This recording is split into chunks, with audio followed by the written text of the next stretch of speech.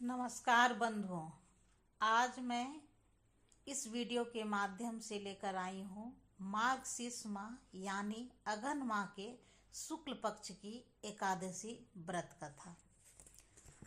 व्रत कथा सुनने से पहले मैं इसके बारे में कुछ खास बातें पहले बता देती हूँ कि इस एकादशी को मोक्षदा एकादशी कहा जाता है और ये एकादशी साल की आखिरी एकादशी होती है। इस दिन भगवान विष्णु और माँ लक्ष्मी की पूजा की जाती है और इस एकादशी को गीता जयंती के नाम से भी मनाया जाता है। ठीक है, अब आगे बढ़ते हैं। एक दिन धर्मराज युधिष्ठिर और भगवान श्री कृष्ण एक साथ बैठे हुए वार्तालाप कर रहे थे। इसी बीच धर्मराज युधिष्ठिर ने श्री कृष्ण से पूछा कि हे भगवान, मार्गशीर्ष माह के शुक्ल पक्ष में आने वाली एकादशी के बारे में आप बताएं।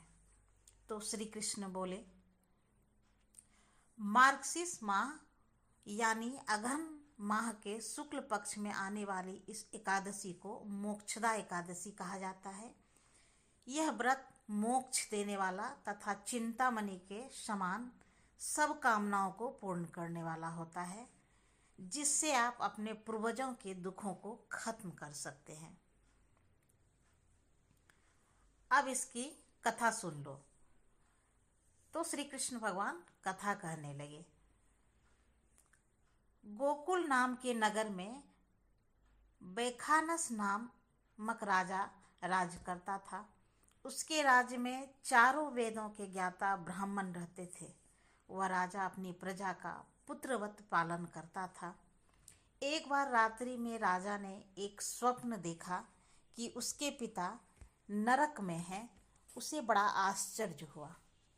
प्रातः वह विद्वान ब्राह्मणों के पास गया और अपना स्वप्न सुनाया।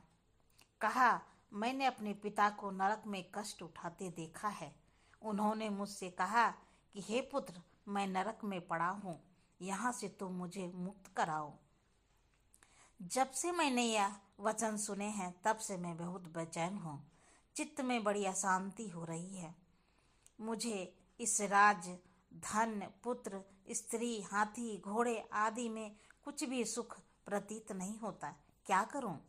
राजा ने कहा, हे ब्राह्मण देवताओं, इस दुख के कारण मेरा सारा शरीर जल रहा है।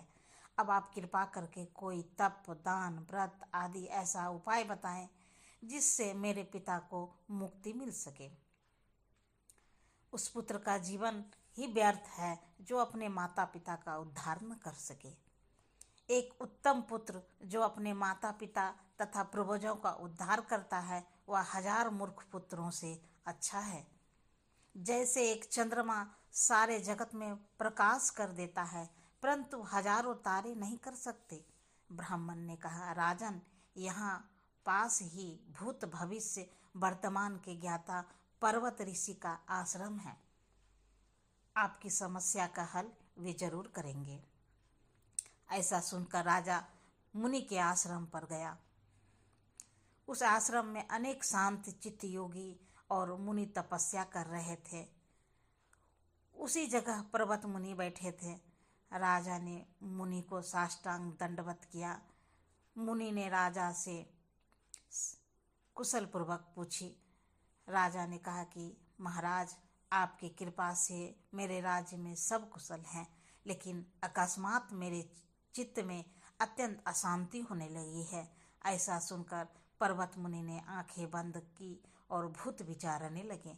फिर बोले, राजन, मैंने योग के बल से तुम्हारे पिता के कुकर्मों को जान लिया है।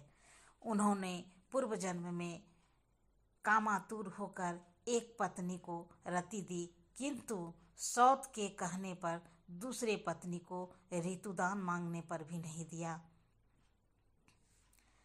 उसी पाप कर्म के कारण तुम्हारे पिता को नरक में जाना पड़ा। तब राजा ने कहा, इसका कोई उपाय बताइए।